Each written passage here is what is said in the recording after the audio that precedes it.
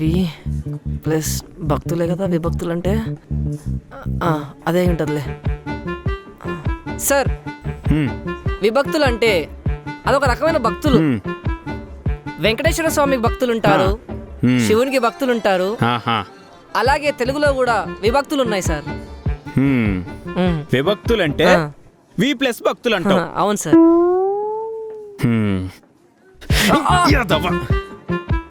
విభక్తులు అంట విభక్తులు. సార్ తెలుగు రాకుండా ఎట్ట బతుకుతున్నారా?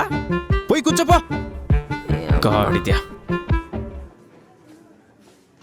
సార్ ఆ చెక్క చేతనగా అడిగాను సార్, చెప్తాడేమో.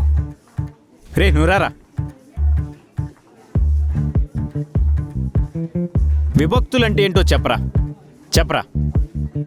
నా second language Hindi. Hindi teacher రాలేదు, నేను అలిగినా వెళ్ళిపోతున్నా. సారీ. రే ఈ హిందీ ఇంగ్లీష్ ఏంట్రా?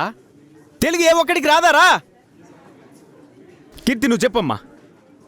చూడండి, డూమువులు ప్రథమ విభక్తి, నిన్నున్లన్ కూర్చి గురించి ద్వితీయ విభక్తి, చేతన్ చేన్ తోడంతోన్ తృతీయ విభక్తి, కొరకున్కై చతుర్థి విభక్తి, ఓయ్ ఓరి ఓసి సంబోధన ప్రథమ విభక్తి. కొట్టండి కొట్టండి.